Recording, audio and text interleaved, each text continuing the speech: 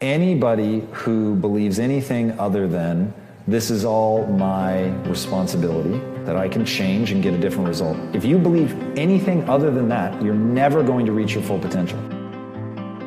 What are your goals? The only thing that you should believe or do is that which moves you towards your goals. So if lamenting and feeling broken inside because I was victimized by somebody is going to move me forward, then I will do it. But my gut is that'll take me to a dark place. It won't put me in a position to think and act and try to be strategic and make more useful decisions in the future.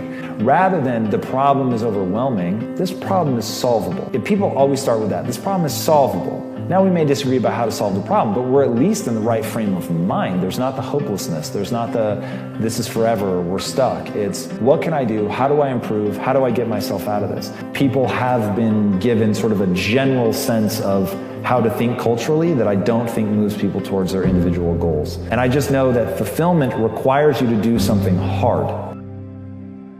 To build yourself, to become stronger, to become more resilient, to have meaning and purpose. We are hardwired to experience joy when we have meaning and purpose, and that we had to work hard for a set of skills that allow us to serve other people. It is innate. You'll never be able to get somebody to not feel good about that. So if we know that's an innate path, get people on that path, right? Know what your goal is, and then do and believe things and move people towards that goal. Where the other thing, to be cynical, to be pissed about what somebody else had, it's a dark place, man. Transform yourself into something that is truly undeniable, to become so good that they can't ignore you. The reason that we have taken over the globe in a way that no other species has is because we are the ultimate adaptation machine. Darwin is often misquoted as saying it's the strongest of the species that survived. He did not say that. What he said was it's neither the strongest of the species that survived nor the most intelligent, but rather the most adaptive to change. It is the animal that can change the fastest to a changing environment that becomes the most dominant species the world has ever seen. It is our very nature to change. That is what we are wired to do. If you look at human DNA, we have roughly 20,000 genes that encode traits. And for a long time, scientists disregarded all of the other, what they call junk DNA, that didn't encode for traits. But what we now know that junk DNA is epigenetic signaling.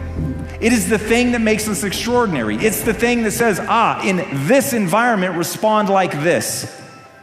So you can go to the gym and bust your ass and train your body and change your physique. And we've all seen it happen with bodybuilders. We all get that they came out of the womb weak just like everybody else, and they put themselves under an ungodly amount of stress and strain, and they pushed themselves every day, and they had this just unimaginable amount of discipline. And from that, they are able to transform themselves into somebody completely unrecognizable.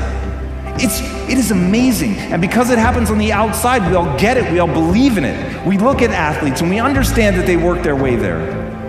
But we don't look at Garry Kasparov and realize he did the same thing, because what's happening in the mind seems invisible. We can't see it, we don't understand what's happening.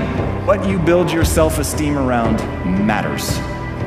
And whether you realize it or not, each and every one of you has something that sits at the core of how you feel about yourself. And from that, your identity, your sense of self-worth, your self-esteem, it is all built around that thing. Because you cannot make change until you acknowledge where you're actually at. If you understand where you're weak, then you know where to spend your time building skills.